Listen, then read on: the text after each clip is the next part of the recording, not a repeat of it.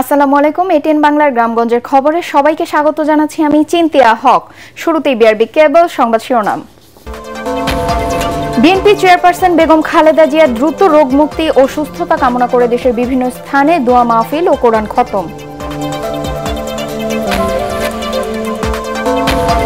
সেনাবাহিনীকে সুশৃঙ্খল এবং আধুনিক সমরাস্ত্রে পেশাদার বাহিনী হিসেবে গড়ে তোলা হবে, চট্টগ্রামের রাষ্ট্রপতি কুচকাওয়াজের সেনাপ্রধান।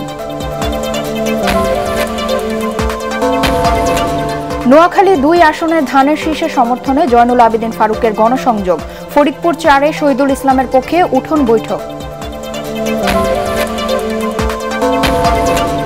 ৪ দফা দাবিতে সারা দেশে দ্বিতীয় দিনের মতো কর্মবিরতি, মাধ্যমিক বিদ্যালয়ের শিক্ষকদের বার্ষিক পরীক্ষা বন্ধ।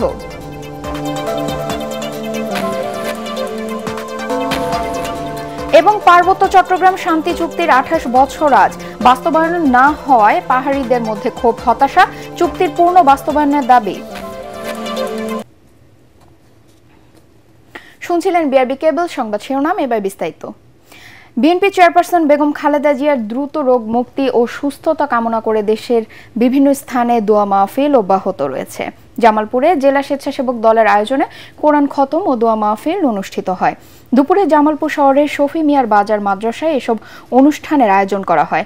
এ সময় বেগম খালেদা জিয়ার সুস্থতার জন্য দেশবাসীর কাছে দোয়া চেয়ে বক্তব্য রাখেন বিএনপির কেন্দ্রীয় নির্বাহী কমিটির সহ সাংগঠনিক সম্পাদক অ্যাডভোকেট ওয়ারেজ আলী মামুন ও জেলা বিএনপির সিনিয়র যুগ্ম সাধারণ সম্পাদক খন্দকার আহসানুজ্জামান রুমেল সহ অন্যান্য নেতারা।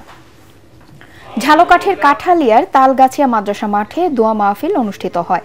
জাতীয়তাবাদী ছাত্রদল কেন্দ্রীয় সংসদের সহ সাংগঠনিক সম্পাদক মেহেদী হাসান সোহাগ সহ কাঠালিয়া উপজেলা ছাত্রদলের বিভিন্ন স্তরের নেতাকর্মীরা এ সময় উপস্থিত ছিলেন। মাদারীপুরের রাজৈরপুর ঈদগাহ মাঠে বেগম খালেদা জিয়ার সুস্থতা কামনায় দোয়া ও মিলাদ মাহফিলের আয়োজন করে উপজেলা বিএনপি। কেন্দ্রীয় ছাত্রদলের সাবেক যুগ্ম সাধারণ সম্পাদক ও মাদারীপুর ২ আসনে বিএনপির মনোনয়ন প্রত্যাশী মিল্টন বৈদ্য সহ স্থানীয় বিএনপি নেতাকর্মীরা এতে অংশ নেন। ময়মনসিংহের গফরগাঁওয়ে চর আলগি ইউনিয়নে দোয়া মোনাজাতে আলেম ওলামা সহ এলাকার কয়েকশো মানুষ অংশ নেন।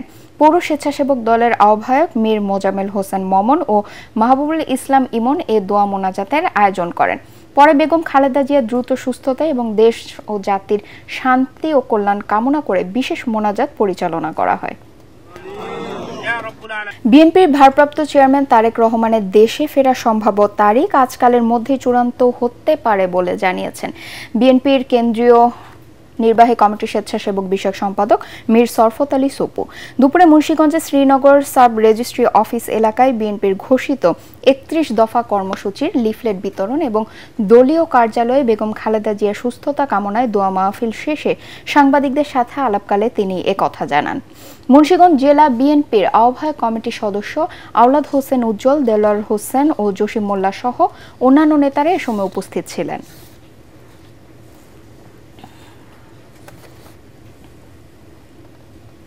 সেনাবাহিনীকে একটি প্রশিক্ষিত, সুশৃঙ্খল এবং আধুনিক সমরাস্ত্রে সজ্জিত পেশাদার বাহিনী হিসেবে গড়ে তোলার প্রত্যয় জানালেন সেনাবাহিনী প্রধান জেনারেল ওয়াকারুজ্জামান। চট্টগ্রামের ভাটিয়ারীতে বাংলাদেশ মিলিটারি একাডেমি বিএমএর 89তম বিএমএ দীর্ঘমেয়াদী কোর্স এবং 60তম বিএমএ স্পেশাল কোর্সের অফিসার ক্যাডেটদের কমিশন প্রাপ্তি উপলক্ষে রাষ্ট্রপতি কুচকাওয়াজ অনুষ্ঠানে তিনি এসব কথা বলেন। এর আগে বিএমএ প্যারেড গ্রাউন্ডে সেনাপ্রধান কুচকাওয়াজ পরিদর্শন ও প্যারেডের অভিবাদন গ্রহণ করেন। কঠোর সামরিক প্রশিক্ষণ শেষে এই কুচকাওয়াজের মাধ্যমে বিএমএ দীর্ঘমেয়াদী কোর্সের ১৮৪ জন ও 60তম বিএমএ স্পেশাল কোর্সের ২০ জন অফিসার ক্যাডেট কমিশন লাভ করেন। নবীন সেনা কর্মকর্তাদের মধ্যে ১৮৩ জন পুরুষ ও ২১ জন মহিলা। পরে প্রশিক্ষণ সমাপনকারী ক্যাডেটরা দেশের স্বাধীনতা ও সার্বভৌমত্ব রক্ষায় আনুষ্ঠানিক শপথ নেন। অনুষ্ঠানে উচ্চপদস্থ সামরিক ও অসামরিক কর্মকর্তা, সদ্য কমিশন প্রাপ্তদের পিতামাতা, অভিভাবক এবং গণ্যমান্য ব্যক্তিরা উপস্থিত ছিলেন। সর্ববিষয়ে সর্বশ্রেষ্ঠ অফিসার ক্যাডেট সততা, সত্যবাদিতা, কর্তব্যনিষ্ঠা এবং কঠোর পরিশ্রম দ্বারা সেনাবাহিনীর উপর অর্পিত সকল দায়িত্ব তোমরা অত্যন্ত আন্তরিকতা এবং পেশাদারিত্বের সাথে পালন করবে। তোমাদেরকে যে কোনো ধরনের চ্যালেঞ্জ গ্রহণের জন্য সর্বদা প্রস্তুত থাকতে হবে। সামরিক চেতনা ও মূল্যবোধকে সমুন্নত রাখতে এবং যে কোনো সিদ্ধান্ত গ্রহণের ক্ষেত্রে দেশপ্রেমকে সর্বাধিক গুরুত্ব দিতে হবে।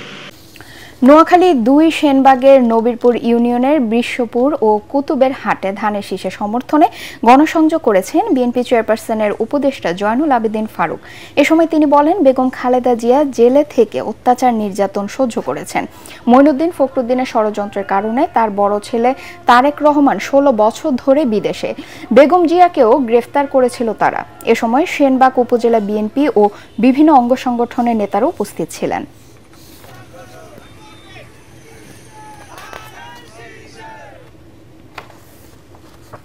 ফরিদপুর ৪ আসনে বিএনপি মনোনীত প্রার্থী শহীদুল ইসলাম বাবুলের সমর্থনে উঠোন বৈঠক অনুষ্ঠিত হয়েছে। ভাঙ্গা উপজেলার ঘাড়ুয়া ইউনিয়নের মধু মুন্সির বাড়িতে এই বৈঠক হয়।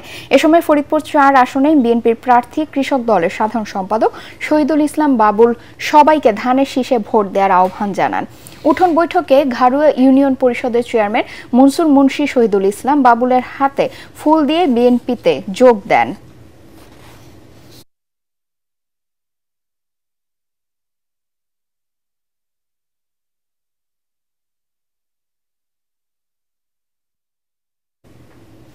নিজেকে নিরপেক্ষ দাবি করে সুনামগঞ্জের নতুন police super ABM Zakir Hossain জানিয়েছেন, সুষ্ঠুভাবে জাতীয় নির্বাচনের দায়িত্ব পালন করবেন তিনি। এ সময় এসপি আরও বলেন, তিনি কারোর লোক না, আইনের লোক। নির্বাচনে যে দায়িত্ব সরকার দেবে তা আইনের ভেতর থেকে পালন করে যাবেন তিনি। পুলিশ সুপার কার্যালয়ের সম্মেলন কক্ষে জেলায় কর্মরত সাংবাদিকদের সাথে মতবিনিময় সভায় এসব কথা বলেন।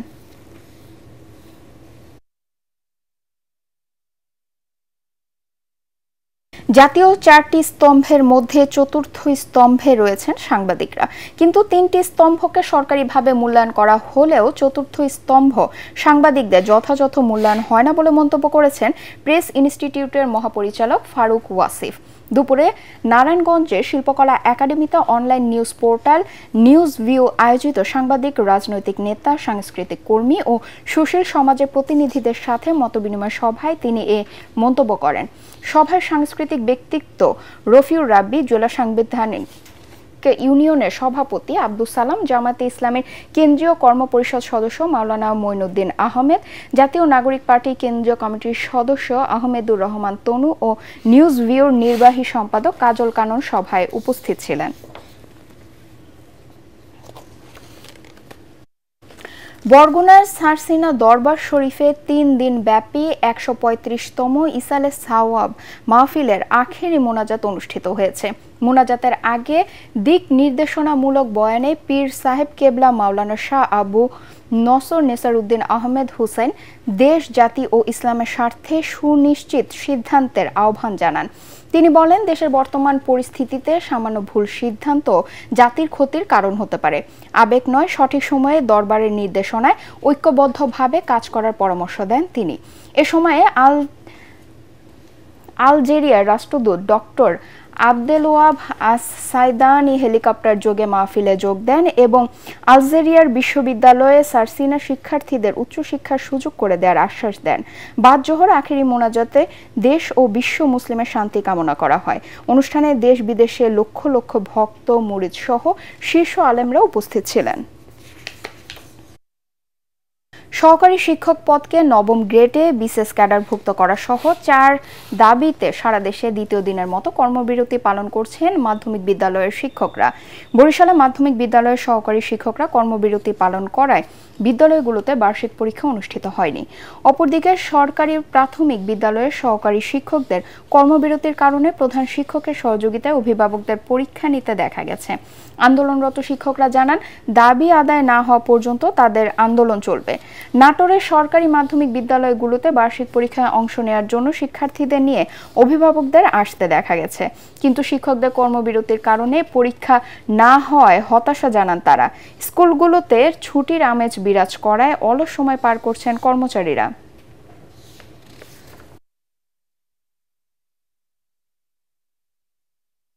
পার্বত্য শান্তি চুক্তির 28 বছর পূর্তি আজ। এ উপলক্ষে বান্দরবানের শান্তি চুক্তি পূর্ণাঙ্গ বাস্তবায়নের দাবিতে শহরের রাজার মাঠে সমাবেশ করে আঞ্চলিক রাজনৈতিক দল ও জনসংহতি সমিতি। পরে শহরে গণমিছিল বের করা হয়। এতে জনসংহতি সমিতি, পাহাড়ি ছাত্র পরিষদ, হিল হিউম্যান ফেডারেশনের নেতাকর্মী ও সাধারণ পাহাড়িরা অংশ নেন। এদিকে শান্তি চুক্তির বর্ষপূর্তিতে ক্ষুদ্র নৃগোষ্ঠীর সাংস্কৃতিক ইনস্টিটিউট প্রাঙ্গণে অনুষ্ঠানে উদ্বোধন করেন জেলা পরিষদের চেয়ারম্যান অধ্যাপক থানজামা লুসাই। সেনাবাহিনীর সদর জোনের অধিনায়ক লেফটেন্যান্ট কর্নেল হুমায়ুন রশিদ এ সময় উপস্থিত ছিলেন।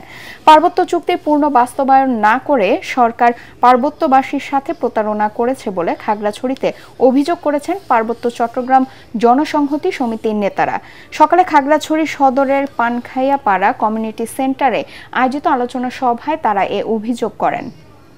এ সময় তারা বলেন, চুক্তির মূল ধাপগুলো বাস্তবায়ন না হওয়ায় পাহাড়ে স্থায়ী শান্তি ফেরেনি, বরং সংঘাত, হানাহানি সহ অস্থিরতা বাড়ছে।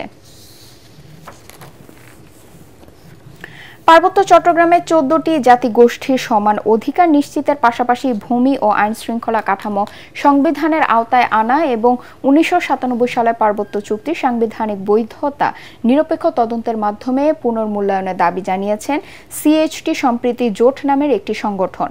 চট্টগ্রামে আয়োজিত এক বিক্ষোভ কর্মসূচিতে সংগঠনের নেতারা পার্বত্য শান্তি চুক্তিকে কালো চুক্তি ও সংবিধান বিরোধী আখ্যা দিয়ে বলেন, পার্বত্য চট্টগ্রামে শান্তি প্রতিষ্ঠার জন্য যা যা করার দরকার তা করবে সিএইচটি সম্প্রীতি জোট। সকালে চট্টগ্রাম প্রেস ক্লাব চত্বরে কর্মসূচির আয়োজন করা হয়। সংগঠনের আহ্বায়ক ইঞ্জিনিয়ার থোয়াইচিং মং শাক ও সদস্য সচিব ইখতিয়ার ইমন সহ অন্যান্যরা এ সময় বক্তব্য রাখেন। বক্তারা পার্বত্য চট্টগ্রামে স্থায়ী শান্তি ও স্থিতিশীলতা বজায় রাখতে সেনাবাহিনীকে পূর্ণ সক্ষমতা দেওয়ার পাশাপাশি রাষ্ট্রীয় উদ্যোগে স্থানীয় জনগণের আস্থা, ভ্রাতৃত্ববোধ ও দেশপ্রেম বৃদ্ধিতে সহায়ক কার্যক্রম পরিচালনার প্রয়োজনীয় ব্যবস্থা নিশ্চিত করার জোর দাবি জানান।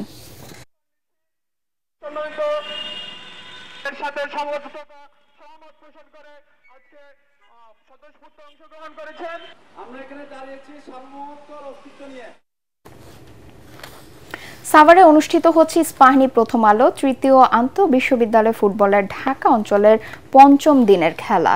শুরুতে প্রথম ম্যাচে ইন্টার্ন ইউনিভার্সিটিকে 5-0 গোলে হারিয়ে জয় পায় গণবিশ্ববিদ্যালয়, আর দ্বিতীয় ম্যাচে স্টেট ইউনিভার্সিটি অব বাংলাদেশকে 2-1 গোলে হারিয়ে জয়ী হয়েছে নর্থ সাউথ বিশ্ববিদ্যালয়।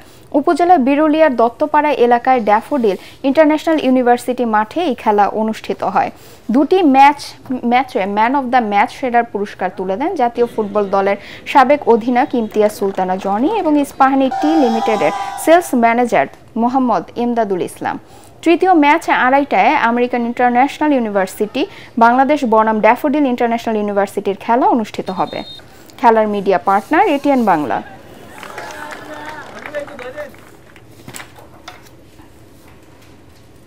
পরবর্তী সংবাদ দেখার আমন্ত্রণ জানিয়ে এখনকার মতো শেষ করছি। এটিএন বাংলা সংবাদ ইউটিউবে দেখতে ব্রাউজ করুন, youtube/ATN Bangla News। ধন্যবাদ সবাইকে।